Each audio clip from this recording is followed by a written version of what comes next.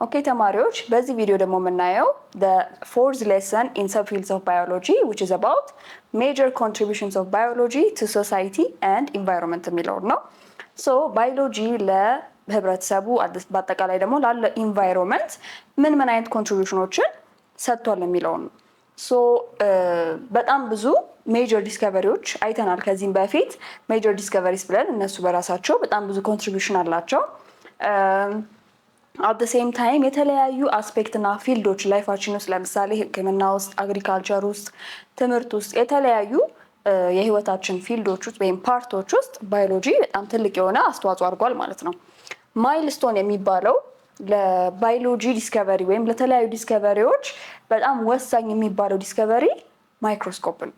So I'm sure you guys have learned about microscope in your previous lessons ከዚህም በፊት። So ይሄን ማይክሮስኮፕ it's considered ባዮሎጂ ዲስከቨር ካደረጋቸው ነገሮች ውስጥ ለሌሎች ብዙ ዲስከቨሪዎች መጀመሪያ የሆነው ማይክሮስኮፕ ነው። ሶ ማይክሮስኮፕ it is the milestone ወይም ደግሞ ባዮሎጂ ዲስከቨር ካደረጋቸውና ሌሎች ዲስከቨሪዎች ከተጀመሩባቸው ወሳኝ ዲስከቨሪዎች ውስጥ ማይክሮስኮፕ ነው። ሶ as we all remember ማይክሮስኮፕ ስራው ምንድነው? ትናንሽ በአይናችን ማይታዩ ነገሮችን ማግኒፋይ ወይም ደግሞ አተልቆ ማሳየት ነው። ሶ ይሄ ዲስከቨሪ አንደኛ ብዙ ዲዚዞች ማይክሮ ኦርጋኒዝሞቹ እነማን እንደሆኑ እንድናውቅ at the same time ደግሞ ትሪትመንቶቻቸውን ዲቫይዝ እንድናደርግ ረድቶናል። በጣም በብዙ ፊልዶች የተለያዩ ኮንትሪቢዩሽኖችን ማይክሮስኮፕ አድርጓል። ሜንሊ ግን የማይክሮስኮፕ ጥቅሞች ሜዲካል ፊልድ ውስጥ ኮመን ነው። ፎረንሲክስ ውስጥ እና ኢንቫይሮንመንታል ስተዲዎች ውስጥ በጣም ይሄ ነው የማይባል ወይም ደግሞ በጣም ሰፊ የሆነ ጥቅም አለው ማለት ነው። ሶ ሜዲሲን ውስጥ ምን ጠቅሞናል የሚለውን ከማየታችን በፊት አንደኛ ማይክሮስኮፕ ኢሜጁ ይሄን ይመስላል። as we all remember ማይክሮስኮፕ በጣም ብዙ ፓርቶች አሉት። ሌንስ አለው፣ ኦብጀክቲቭ እና ኦኩላር ወይም ደግሞ አይ ሌንስ የምንለው አለ። ቤዝ ወይም ደግሞ መጨረሻ በአጠቃላይ ማይክሮስኮፕን የሚሸከመው ማይክሮስኮፑ ደግሞ የምናያቸው ነገሮች የምናስቀምጥበት ስቴጅ አለን። ኢሉሚኔተር ወይም ደግሞ ላይት አለን። አጀስት የምናደርግበት ኮርስ ኤንድ ፋይን አጀስትመንት አለን። ሶ ኦን ደ ማይክሮስኮፕ የሚባለው ወይም ደግሞ ለብቻው የሚባል ሌሰን አለን።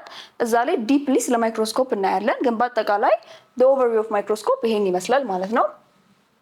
ሶ ኢን ሜዲሲን ያለውን ኮንትሪቢዩሽን ስናይ ሉዊስ ፓስቸር ኤንድ ሮበርት ኮች ኢፍ ዩ ሪመምበር ደም ኢን ደ ሜጀር ዲስከቨሪስ ምንድነው ዲስከቨሪ ያደረጉት? የተለያዩ ዲዚዞችን ነው።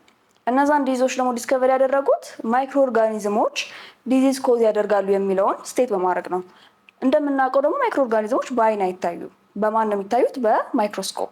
that's why ማይክሮስኮፕ ሜዲካል ፊልድ ውስጥ እነዚህን ማይክሮ ኦርጋኒዝሞች በማየት ዲስከቨር በማድረግ ለነሱም ደግሞ መድኃኒት በማበጀት ኮንትሪቢዩት አድርጓል ማለት ነው።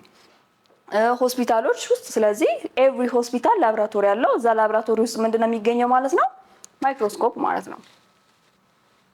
the second one in environmental studies ነው።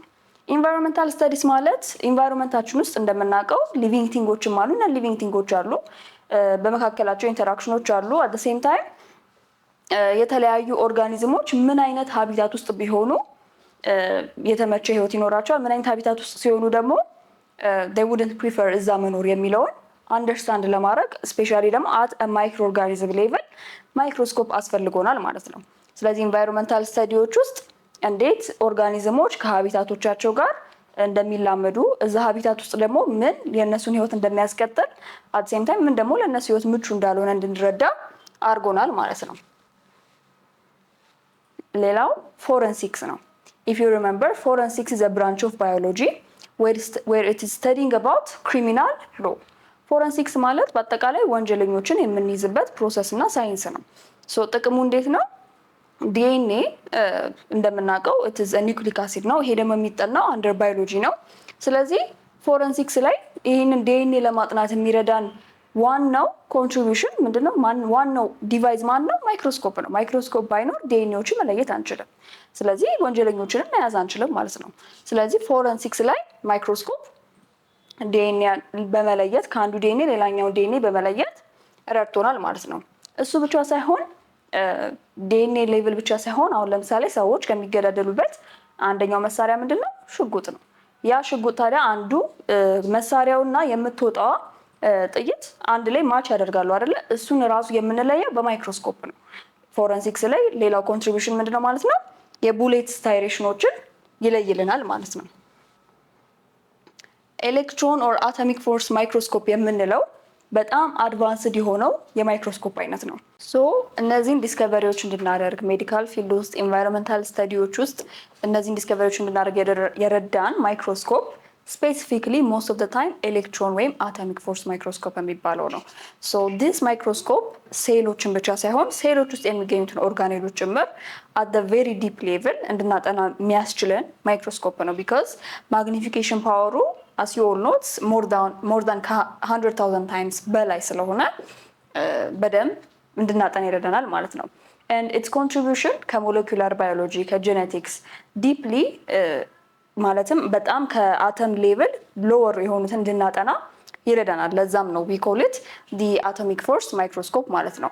and also እንደምናውቀው ቫይረሶች በጣም ስሞለር ናቸው ከሌሎች ማይክሮ ኦርጋኒዝሞች around 10⁹ ወይም ደግሞ በናኖሜትር ያክል ያንሳሉ ከሌሎች ማይክሮ ኦርጋኒዝሞች ማለት ነው።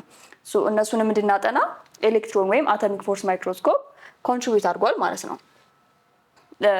the main field ከኤሌክትሮን ወይም ከአቶሚክ ማይክሮስኮፕ ጋር ተያይዞ ያለው ጄኔቲክስ ኤንድ ማይክሮስኮፒ የምንለው ነው።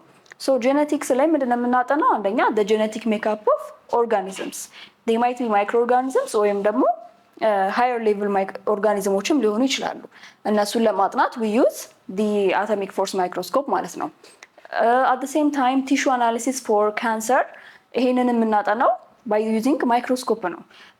ለምሳሌ አንድ ሰው ካንሰር እንደያዘውና እንዳልያዘው ለማወቅ ከቦዲው ላይ ቲሹ ተወስዶ በማይክሮስኮፕ ታይቶ ነው የሚታወቀው ማለት ነው። ባዮፕሲ በሚባል ፕሮሰስ ማለት ነው። ይሄንን ደግሞ ኮንትሪቢዩት ያደረጉልን ሁክ ኤንድ ብራውን የሚባሉ ሰዎች at the same time ሽላይደን ኤንድ ሹዋን የሚባሉ ሳይንቲስቶች ይሄንን ፕሮሰስ እንዴት እንደምናጠናው ኢዚ አድርገውልናል ማለት ነው። ሶ በአጠቃላይ the contributions of major discoveries to the society and environment የሚለው ሌሰናችን ይሄን ይመስል ነበረ። so the milestone in the discoveries is ማይክሮስኮፕ ነው። ከማይክሮስኮፕ ደግሞ ተነስተን የተለያዩ ፊልዶች ውስጥ የተገኙ ዲስከቨሪዎችን አይተናል። ሜዲካል ፊልድ ውስጥ፣ ኢንቫይሮንመንታል ስተዲዎች ውስጥ፣ ጄኔቲክስ ውስጥ አይተናል ማለት ነው። ቀጣዩ ሌሰናችን የሚሆነው ኢትዮጵያን ባዮሎጂስትስ ኤንድ ዴር ኮንትሪቢዩሽንስ ነው። እስከዛ ድረስ